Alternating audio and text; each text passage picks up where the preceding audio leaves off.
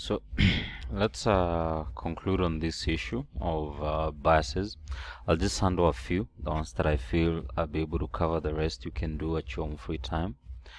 And we'll talk about the first one, which is the self-serving bias.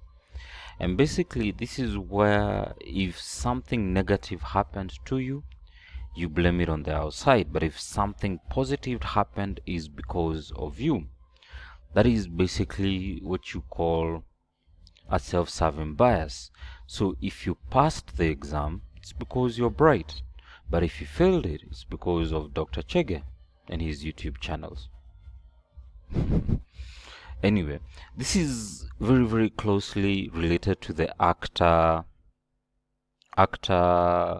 observer bias, because what we are basically saying is any deficiencies on our part are blamed on another, and any success, it's because of us. Because when you're thinking about actor observer bias, this is the tendency to attribute your own actions to external causes while attributing other people's behaviors to internal causes. For example, let us assume I am fat. If I am fat, it's because of my genetics. My mom was fat, her mom was fat, her mom's mom was fat, everybody been fat in that genealogy, so what to do? But if it's another person who is fat, it's because of poor diet and lack of exercise. Therefore, the advice you will give them is exercise more. That is an example of actor observer bias and self-serving. Self-serving is where if something positive happens, it's because of you. If negative happened, it's another person. Actor observer, this is where if you are the actor or if you are observing something, how you would decide or how you would judge it is different. If it is happening to you, it's because of genetics. If it is happening to another person, there's another reason altogether.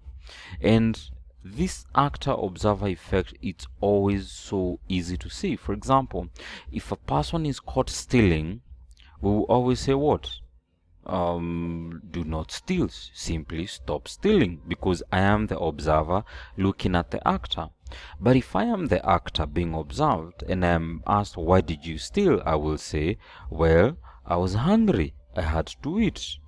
Or, well, it so happened that this person and this person and this person led to this and this and that. That is an actor observer bias. Now, anchoring bias, this is where we said every event is judged vis-a-vis what it's anchored against. And we said that there was a research that was done, and this was a fundraiser, and they had two types of fundraisers. You had A and B, and you had three options. The first option was was a big amount on this end. Let's just give it 5,000. The next one was 2,500. The other one was 500. Then option B is 500, 2,500, and 5,000. You're given an option, you tick which one you want. Now, it was proven that in option 1, they were able to raise more money as compared to option 2 that started from low to high. Now, this one that started high to low, every person was anchored against this amount over here. And this is why advertising take advantage of this kind of anchor, where they say that the former price was 30,000, but it is cancelled, now it is 10,000. So you're seeing a huge discount therein. So we need not to go into that much. The hard effect bias, on the other hand, this is where the group dynamic affects the decision that will be made. And research has shown that it is very, very possible for people who would not normally do certain things to do them just because they are in the group. There is a general tendency to suspend judgment and even conform to the existential group that you're in. Now, a good example would be, assuming I'm driving towards Nairobi and I am using, it's basically a one-way, a one-way street, and then as I'm driving, I get near Githurai, and I find that vehicles are going back but using the wrong side. In other words, if I'm going towards Nairobi, I should be using the left lane. If I'm going towards Thika, I should be using the other side. But here I am, and I'm meeting cars as I'm going to Nairobi. Now, I'm asking myself what is happening. It's not a two-way street. Now, most of the people, what they will do, they simply stop and they will reverse and they'll go back. And they will not ask themselves, why exactly are these people driving on the wrong side of the road? Perhaps there was an accident up ahead, but the police have cleared it. But you find now traffic is being formed in this exact opposite direction. That is an example of hard effect. Another example would be when there is political action in form of an activist movement or a strike or whatever. Things that normally people would not do, they will do simply because they are in the group. They want to conform to that group. But most times suspending your judgment will be too costly, because sometimes you can follow the mob mentality or the herd mentality to the detriment of you once the dust settles. So it is true what they say. If every person is swimming on the beach, that's okay. Every person must swim. But we will know who was swimming naked once the wave retracts. Now, that is a truth because it shows who was not conforming to the group. Now, when you go to hindsight bias is somewhat different. Hindsight bias, this is where you say, I knew from the beginning. I knew it from the beginning. From the beginning. And this is where we look at present events that have happened with a certain level of confidence that assumed we knew better. In reality, we didn't know. For example, I knew Manu was going to lose. We didn't know that. I knew Arsenal was going to lose. We didn't know that. I knew Chelsea was going to win because of this and this and this. Now, whenever we are affected by hindsight bias, we are more likely to be addicted to explaining why events happened the way they happened. The way they happened.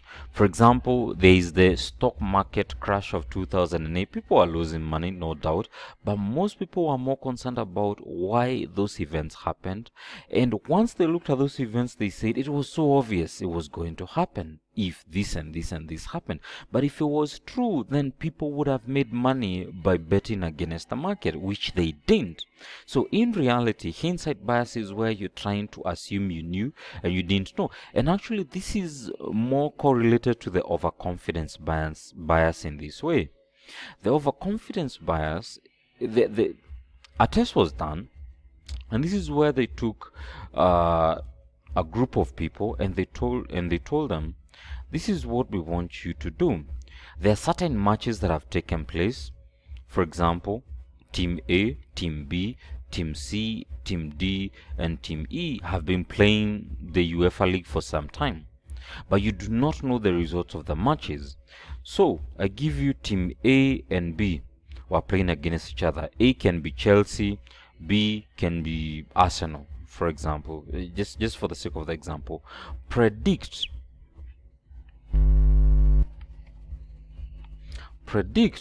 who is going to win the match. So you say A is going to win. Then you take how confident are you? Between 0 to 1, how confident are you? With 1 being very, very confident and 0 being not so confident. And what was discovered is that if we give them a run of matches